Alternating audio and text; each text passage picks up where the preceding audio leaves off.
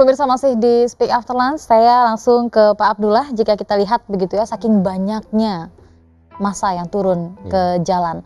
Nah ini pasti tentu ada yang baik untuk dilakukan dan tidak baik untuk dilakukan. Apa yang seharusnya mereka lakukan ketika turun? Anda ada tanggapan? Ya, kita bisa melihat dari fakta saja ya, bahwa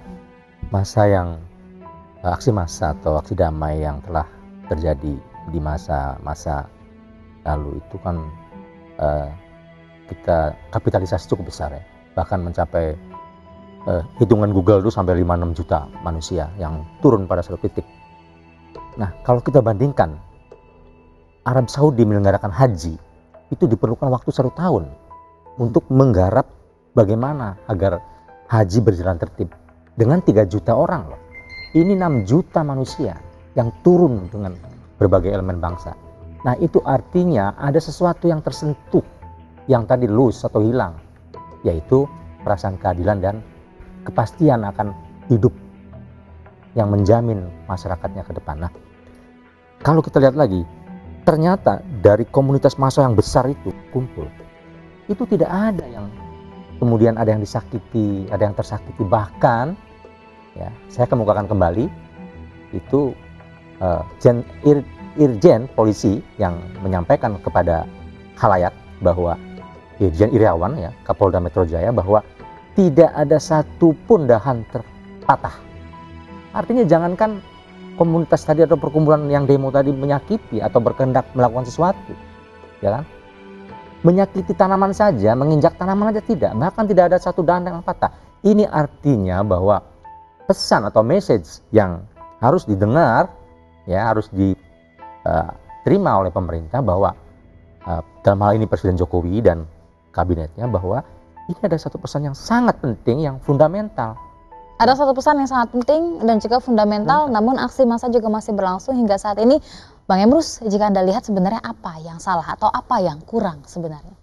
Nah, kalau soal apa yang salah, saya pikir agak susah kita untuk mengambil kesimpulan. Tetapi yang pasti bahwa itu akan bisa diatasi ketika para pembantu-pembantu presiden yang menangani bidang komunikasi bisa bekerja secara profesional.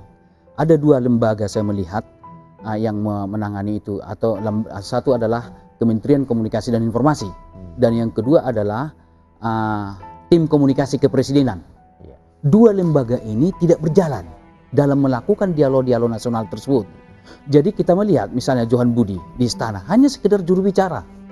Mereka tidak melakukan proaktif terhadap apa yang harus dilaksanakan. Maka selalu saya katakan itu, bahwa di istana itu tidak boleh hanya sekedar orang-orang yang berpengalaman di bidang komunikasi, tetapi harus ada di sana orang-orang yang mengerti ilmu komunikasi.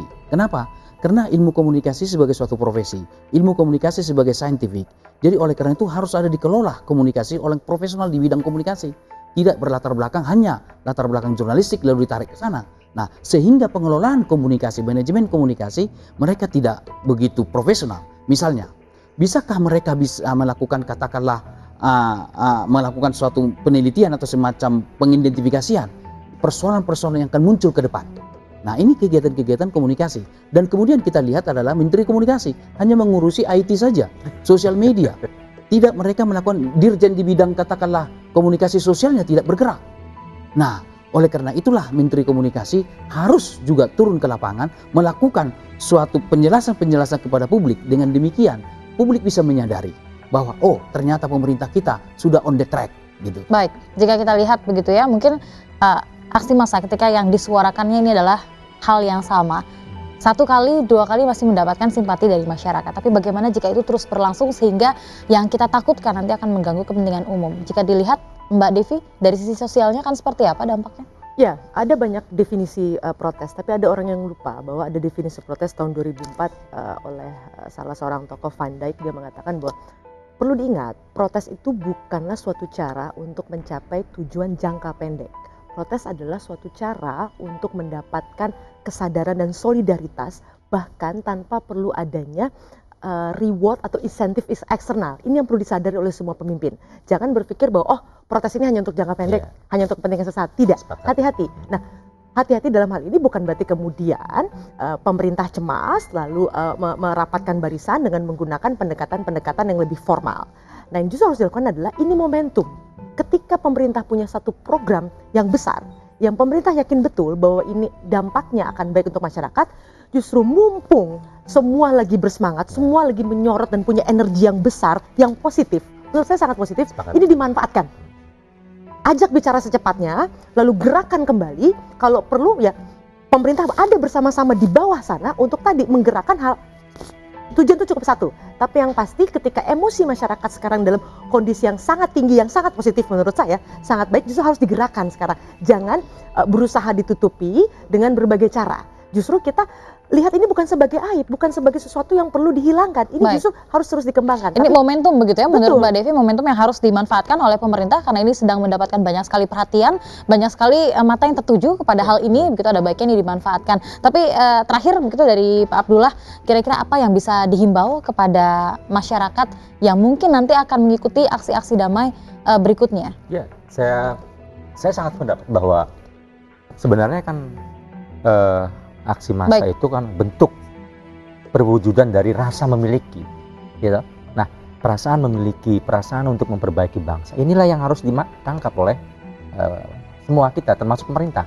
Bagaimana mengakomodasi itu, ya kan? Kemudian bagaimana mengakomodasi tuntutannya, dan bagaimana tuntutan itu kemudian mereka juga yang akan melaksanakan. Nah, ini adalah satu bentuk sinergi antara pemerintah dan yang dipimpin. Nah, ini yang harus dilakukan, sehingga yang harus dijaga. Tidak terlalu capek pemerintah itu. Jangan ngurusin yang elementer, ngurusin sosmed, apa yang disampaikan, ngurusin memblokir situs, ngurusin yang kecil-kecil gitu. Tapi ada hal menurut Anda yang lebih besar begitu yang harusnya dilakukan yang disampaikan oleh pemerintah. Baik, terima kasih sekali Pak Abdullah, terima kasih Mbak Devi dan juga Bang Emrus sudah hadir di sini. Nah, kita doakan begitu ya, dan kita juga berharap pemerintah ini bisa lebih care terhadap apa yang dilakukan oleh masyarakat tanpa harus muncul begitu aksi massa yang lebih besar lagi, masyarakat yang banyak sekali turun ke jalan baru kemudian didengarkan. Jangan sampai hal itu terjadi, dan kita berharap agar pemerintah lebih peka tentang apa yang saat ini paling dibutuhkan oleh masyarakat. Pemirsa, demikian Speak Out Trans, saksikan terus Speak Out Trans besok di waktu yang sama. Selamat siang, selamat kembali beraktivitas dan sampai jumpa. Terima kasih.